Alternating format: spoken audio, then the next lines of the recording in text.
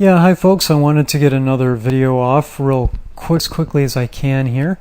Um, you can find me on YouTube at youtube.com/limekiller. I no longer have my MySpace account. I've shut it down. I just don't have time for it. I'm figuring I can get all the information out that I need to you guys in video format. It'll be much easier to understand and to read and to comprehend instead of reading the MySpace information. I just don't have time to maintain the MySpace page, so I shut it down. I'm very actively working on this ebook. I should have it done in the next 2 weeks. I'm trying to keep it very simple. It is no longer a 3-part protocol. It is now a 4-part protocol. This is designed, believe it or not, to simplify it. I can relate to brain fog and difficulty concentrating, so I'm deliberately keeping this as simple as possible. And the 4-part protocol does make it much easier to understand and to implement immediately. Now, I got an email about the mercury amalgam fillings, and I was so grateful to get that email because that's information I really want to spread. I don't want everyone to get paranoid about it. I just want to spread the information. I encourage everyone strongly to have their mercury amalgam tooth fillings removed over the course of time as they have time for it and as they can afford it. I had amalgam fillings for over 20 years, and since I've had mine removed, I have definitely noticed a difference in my overall health on multiple levels. So I encourage it a great deal. Just do it as you can afford it and over time, and I'm convinced you'll notice results. There's been some spectacular results noticed by some people. Keep in mind, it's an issue where some people are affected by the amalgam fillings a great deal, and they don't really realize that they're being affected by it, and other people aren't so much. Their immune systems are stronger, and it doesn't impact them as much. Some things to consider.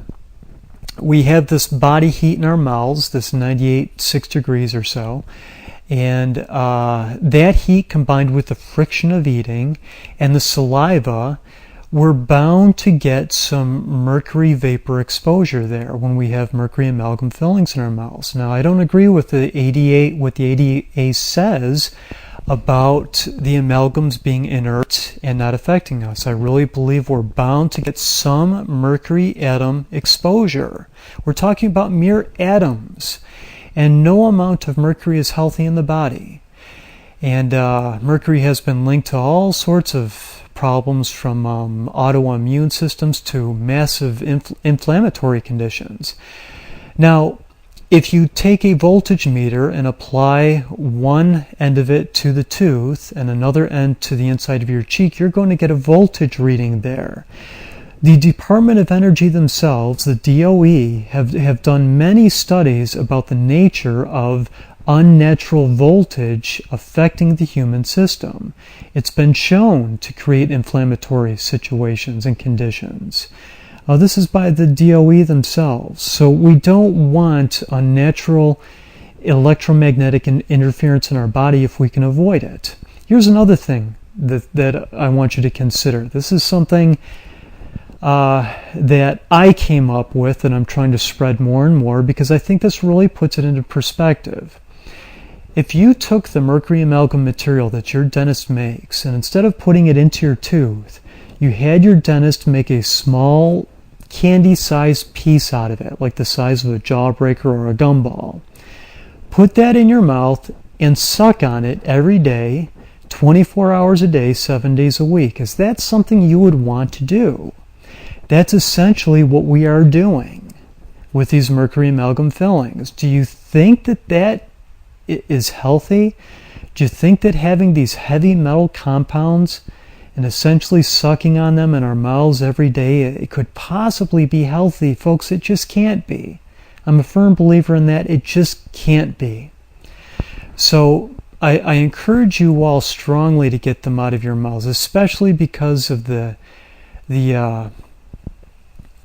health complications that mercury is just known to be involved in. Please do research on your own. I could go on that topic. My next video is going to feature more about nutrition and healthy eating. what I'm finding is too many people just are not eating healthy. I've seen the lists of food that some people are eating that they think is healthy, and oh my gosh, it just is not. So I'm going to cover that in my next video. Excuse me. Excuse me. And I will cover that in much more detail in my next video. Please watch for that. Thanks for your interest. I really appreciate it. Stay tuned.